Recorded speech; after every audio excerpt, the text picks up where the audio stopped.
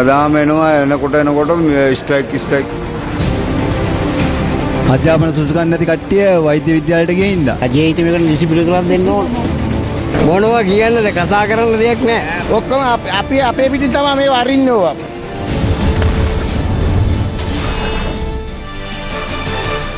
Very good evening to you. Welcome to Prime Time News, coming to you live and direct from the Newsfirst studios here in Colombo. I'm Bernadine Jaspinha. And I'm Krishan Devasagayam. We have a comprehensive story on the strike action that was launched by a number of trade unions today. But before that, let's take a look at tonight's headlines. Strike action disrupts hospital and railway services. The general public inconvenienced. President expresses concern over the actions of trade unions which inconvenience the public. Strike action raises concerns in Parliament. Court of Appeal issues notice on the GMOA chairman to appear before court. IMF reaches staff-level agreement on the second review of Sri Lanka's extended fund facility.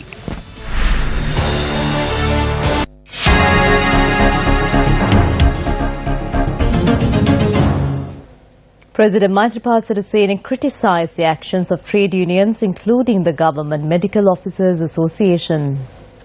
Ajay වෛද්‍ය නිලධාරී සංගමේ සභාපතිතුමාගෙන් ඊ හවස ඇහුවා මේ හෙට ඇයි වැඩ වර්ජනයක් කරන්න තියෙන කාරණා.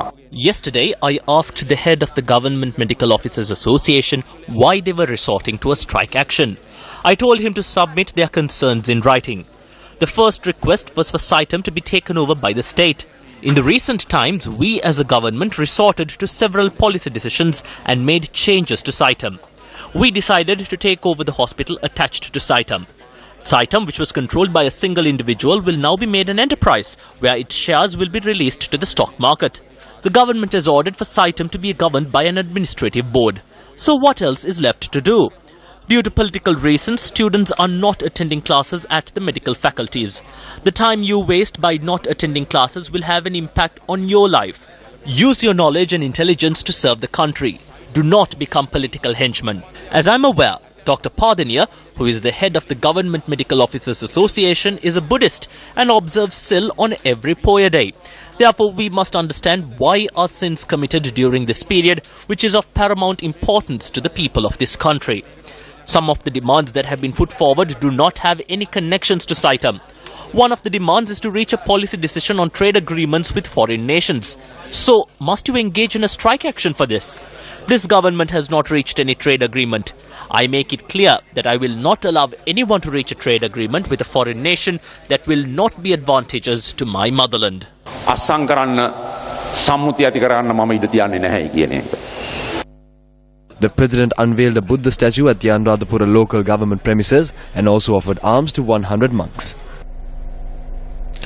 Meanwhile, passengers were severely inconvenienced today as some of the railway trade unions joined the strike action launched by a number of other trade unions. The Railway Drivers and Guards Union supported the trade union action, while other members of the other trade unions reported to work as usual today.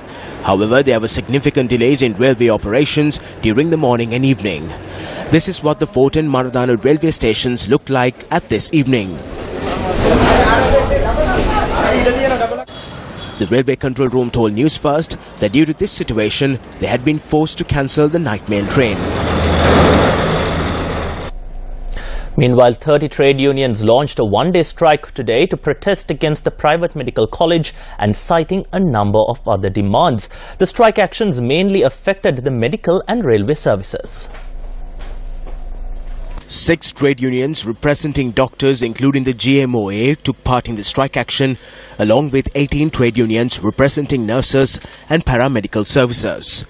Trade unions representing the fields of education and transport also joined the strike action. Trade unions attached to the CPC, CEB and several other government institutions expressed solidarity with the strike action by protesting during their lunch break. Doctors attached to the OPD of the National Hospital did not report to work today due to the strike action. Patients were highly inconvenienced due to the strike action. According to our correspondents, other activities at the hospital were not affected by the strike action. OPD activities at the Kalubovla Teaching Hospital were also affected by the strike action. Newsfirst toured several schools in the Western Province today and was able to observe a high level of attendance among both students and teachers. Lightning should strike these doctors who have caused this injustice.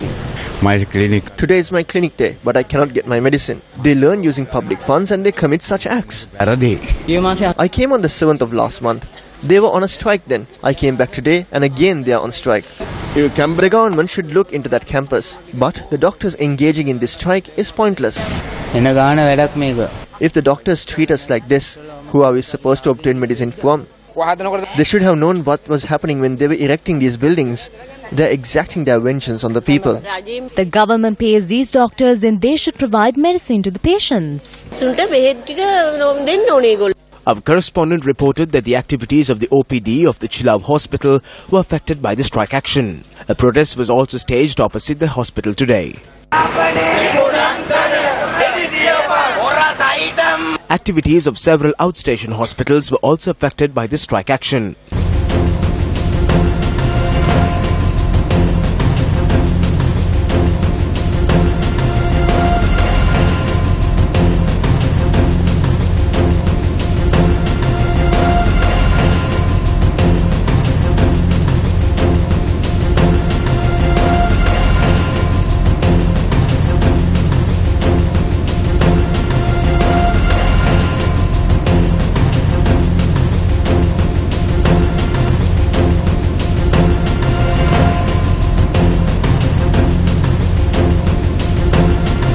Bus operations took place as usual today. The buses are running according to the timetable. There is no difference. There were strikes everywhere today. It is like a joke. Strike. We are ordinary people. There is no point in us thinking about anything. They said there was a strike, but we don't know what it is about. Tensions flared in Parliament today when the matter pertaining to the strike action by the GMOA was brought up. They had called for strike action, so when they are engaged in a strike action, why are they calling on others to do the same?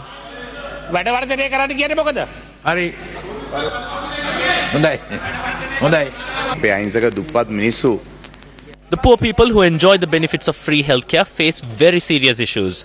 I know Dr. Anuruddha Padiniya very well. However, he has been channeled for 1,925 rupees to consult a patient at 4 p.m. at the Navaloka hospital today. The poor people are suffering from the strike, yet they are the very persons who pay the salaries of these doctors.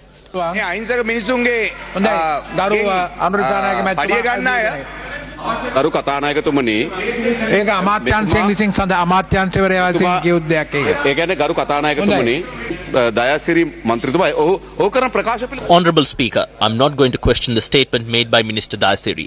A statement has to be made by the Prime Minister or the Health Minister. හරි තමන්ගේ අමාත්‍යාංශයට අදාළ කරපු ප්‍රකාශය. මේ විදිහට එක එක්කෙනා තම තමන්ට දැනෙන දේවල් ගැන මේ පාර්ලිමේන්තුව කතා කරන්න ගියොත් ඒක හොඳයි.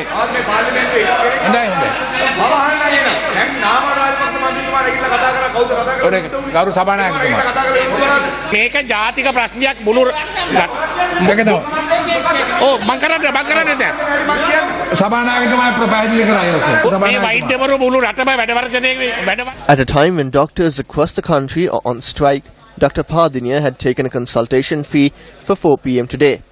They strike in the morning and attend to patients in their private practice in the evening. Do not grumble saying that the GMOA head is serving in a private hospital at 4 this evening. If he is doing so, you can go there and record footage of that. These are false documents. You must discuss the matter with them. Dayasiri Jayasekara is not a person who grumbles in Parliament. Those who grumble are making those statements.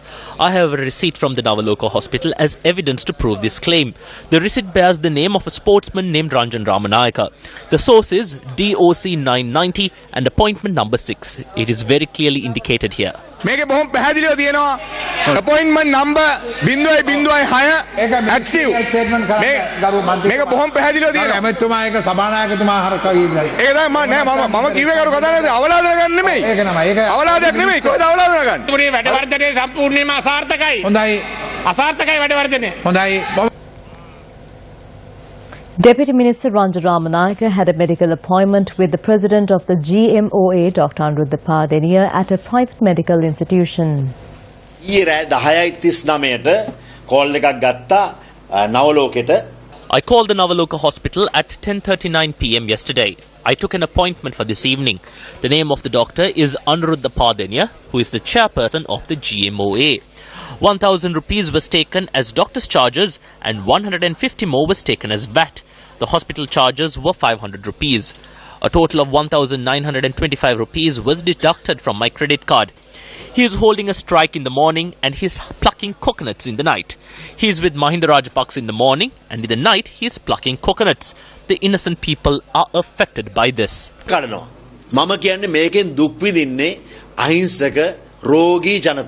The deputy minister received a phone call during the media briefing. Hello. Hello. Kauda? Hello, sir. Navaloka hospital again. Oh, मैं रंजन रामनायक कथा करने. Dr. Padeniya ada channel එකට එන්නේ නැහැ sir. ඒක inform කරන්නයි කතා කරේ. එතුමා channel එකට එන්නේ නැද්ද අද? නෑ sir. ඉතින් මගේ මේ සල්ලි අරන් තියෙනවනේ. ඔව් දිනයකට වෙන දිනයකට චේන්ජ් කරලා දෙන්න පුළුවන්. අවශ්‍ය නම් රිෆන්ඩ් එක ගන්නත් පුළුවන්. Now this was the response of the GMOA to Deputy Minister Ranjan Ramanayake.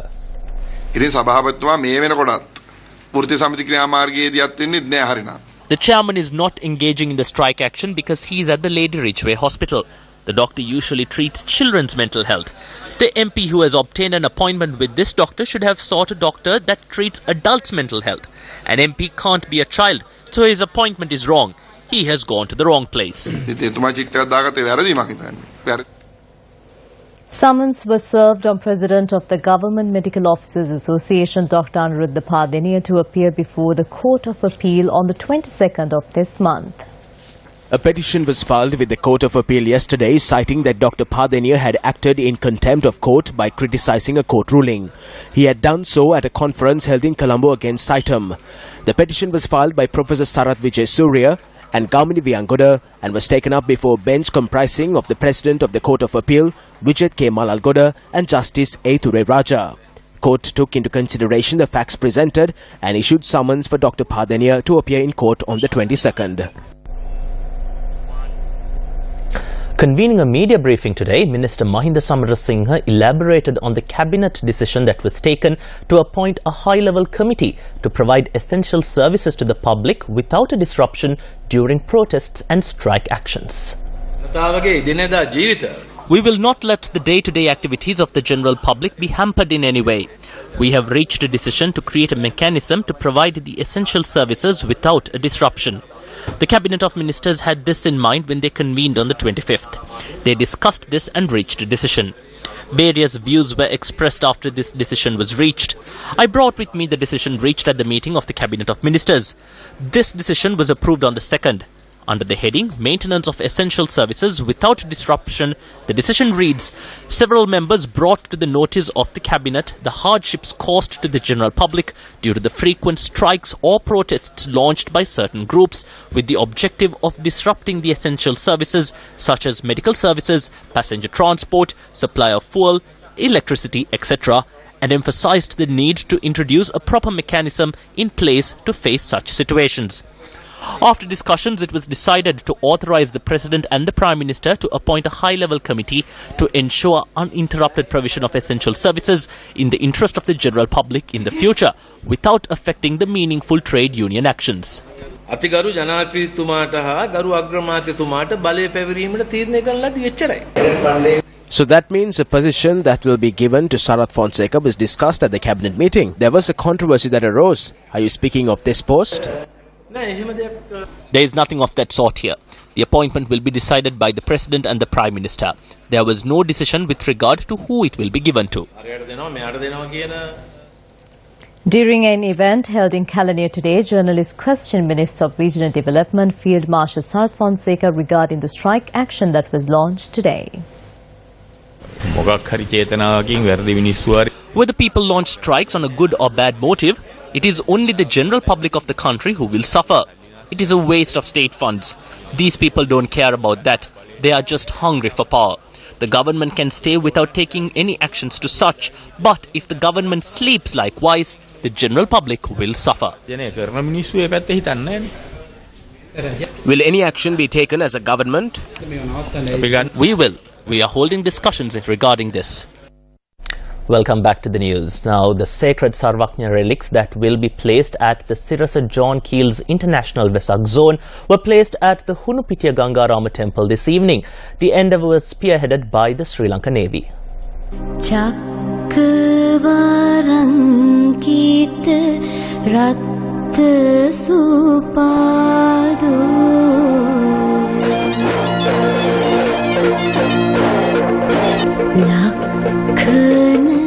The sacred relics from the Sandagiri Mahasaya in Tissamaharama reached the Colombo harbour this morning on board the Saira vessel and was moved to the naval headquarters amidst the chanting of Pirit by the Mahasangha.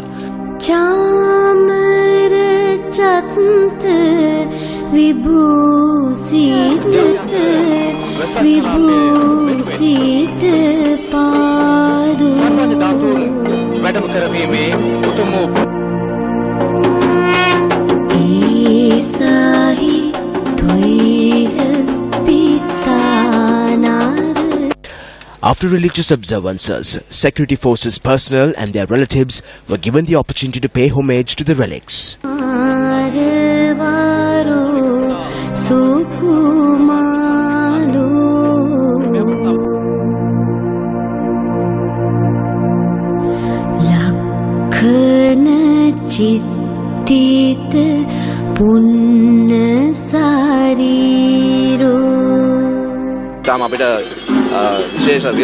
This is a very important occasion for us. This is the first time in my naval career that I organized such an event. This was a great opportunity given to the Navy and the sailors. The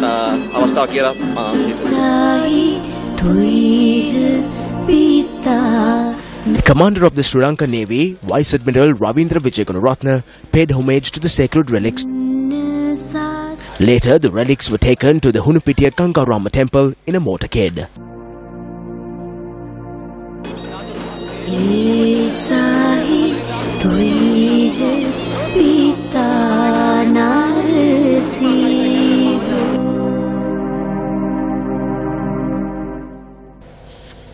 The Central Bank annual report for 2016 reveals that the economic growth of the country last year has been limited to 4.4%. The value stood at 4.8% in the year 2015. The agricultural sector gained a negative growth of 4.2% last year.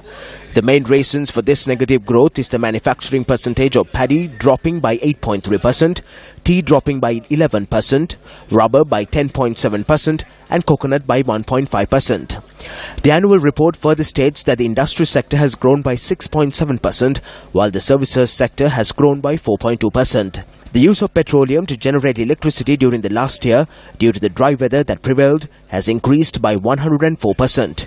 The central bank says that the CEB incurred an operational loss of 13.2 billion rupees as a result of this increase. The Ceylon Petroleum Corporation, which showed an operational loss of 20 billion rupees in the year 2015, has also shown an operational loss of 69.6 billion rupees in 2016. The export income of 2016 has dropped by 2.2% and the import expenses have increased by 2.5%. The amount of tourists that arrived in the island has increased to a record of 2 million, while the income that was received through them has increased by 18%. Foreign direct investments have also reduced in comparison to the previous year. The annual report also highlights various issues and policies for these changes. The main issues highlighted are the need for export promotion, promoting non-traditional service exports, developing tourism, attracting foreign direct investments, the need for a well-coordinated industrial policy framework, improving productivity, continued fiscal consolidation, increasing direct taxation, imposition of a land value tax, streamlining subsidy programs, reforming pension schemes, reforming public enterprises, continued investment in infrastructure. The International Monetary Fund has reached a staff-level agreement on the second review of the extended fund facility to Sri Lanka. After discussion with the authorities during their visit to Colombo in March, an IMF staff team has issued a statement that the board of the IMF is expected to consider Sri Lanka's request for completion of the second review in June 2017, by which time the new Inland Revenue Act is expected to be submitted to Parliament as a prior action. According to the release, the new law should pave the way for a durable fiscal consolidation based on revenue mobilization, which is a key pillar of the government's reform program. The Inland Revenue Bill has been approved by Cabinet, so now it has to be gazetted, and it may take a few days because I think the whole document is about 350 pages and it has to be presented to Parliament in all three languages. So once that the document is ready, it will be tabled in Parliament. In its release, the IMF team commends the Sri Lankan authorities for resuming the accumulation of net international reserves as a corrective action for missing the end 2016 target. It adds that this reserve accumulation should continue and help reduce Sri Lanka's external vulnerability. Dr. Nandalal Veerasinghe, the Deputy Governor at Central Bank, testified again today at the Presidential Commission of Inquiry. The counsels for interested parties disputed the evidence presented to the witness. Newsfirst Zulfiq Farzan reports. Things got heated up inside the commission today after Counsel Chanaka De Silva raised an objection towards a board minute that was presented to the witness. Now, the Attorney General's Department said that this board minute was presented in order to ascertain the efficacy. However, the counsel objected, citing that this document should have been presented to P. Samarasiri, the other Deputy Governor of the Central Bank, as it comes under his purview. However, the war of words continued, and at one point the Attorney General's Department affirmed that they are committed to present the very best case and will leave no stone unturned. As the war of words continued, Justice Prasanna Jayawardena, speaking on behalf of the Commission, said that the Commission will only reach a conclusion after the end of all the proceedings, and after which a report will be presented. And then, if the Attorney General's Department wishes, it can file a criminal and civil action and take the legal proceedings further. Dr. Veerasinghe said what was discussed at the Mantri Board meeting on the 23rd of February 2015 was to explore the possibility of issuing a 30-year bond. The witness confirmed that former Governor Arjuna Mahendran visited the Public Debt Department after the auction on the 27th of February 2015. Dr. Veerasinghe elaborated on the discussion that took place at the Public Debt Department on accepting 10 billion rupees in bids. The Commission questioned his silence at the meeting, to which he said the decision had been made by the Governor, so he had nothing else to say. The witness stated that he was concerned about the department head transfers made by then Governor Arjuna Mahendran and that the senior management was dissatisfied with the Governor's actions. Now, the report that will be presented by the Presidential Commission of Inquiry into the bond issue was discussed on Newsline this morning. For us, ultimately, once this report comes out, if it comes out, right, the President will have to call upon the Prime Minister to resign because it is his appointee who has caused all this damage. And it was not the first time. During the 100 days, the first incident took place. Then they did not take a lesson from that. They started repeating it. Yes, they repeated in March 2016. 2016. So it is all done of design, right? So this is a very serious issue. Thanks to the President, he appointed a commission at least to inquire like this. And even it is better late than never. These officials are coming and testifying. Indeed. And they are doing so under oath. Under oath. So it is law, it is evidence against before any tribunal or any court. So with this kind of evidence before it, the culprits and the person who appointed him will have to take responsibility for aiding and abetting this kind of serious loss for this country. Former Minister Basil Rajapaksa arrived at the High Court to appear for the case pertaining to the misuse of the Vinaguma funds to provide roofing sheets. A ruling was delivered to commence the trial from the 8th of November.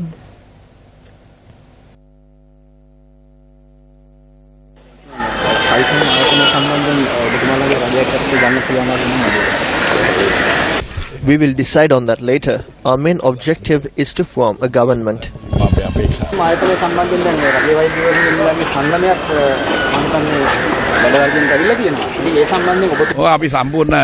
The joint opposition has decided to completely support this. Speaking to the BBC World Service, former Minister Basil Rajapaksa accepted that he is a US citizen. It was ruled that Geeta Kumarasinghe is not entitled to a seat in Parliament. The joint opposition is losing ground. What are your thoughts? This is a new law introduced via good governance. It was created to prevent Gotabaya Rajapaksa and Basil Rajapaksa from contesting, but someone else was roped into that trap.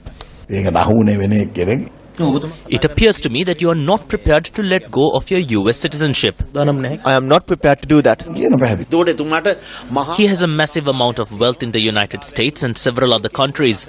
He retains the dual citizenship in order to escape when there is a threat. I respect him for accepting that fact that he is a dual citizen. I believe that Gotabaya Rajapaksa, Dallas Alhab Peruma and Mahinda Samarsinghe are holders of dual citizenship. I think Sarath Fonseca also has a dual citizenship. Every green card holder must fly to the United States to sign their documents. When he was detained by Mahinda Rajapaksa, he could not sign the document. Thus, his dual citizenship was cancelled. I must make it clear that I am 61 years old. I have never obtained dual citizenship during my entire life. I have never thought of doing so. It is my personal view that a politician should never be a holder of dual citizenship. It's a wrong thing to do.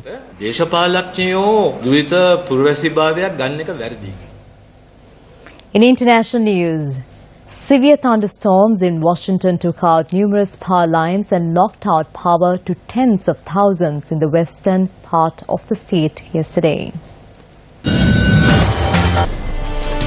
Well, on that note, we wrap up another edition of Primetime News. It was a pleasure having you with us. And for the News First team, I'm Krishandin Sagayam. And I'm Bandin Jai Singha. Take care. Good night.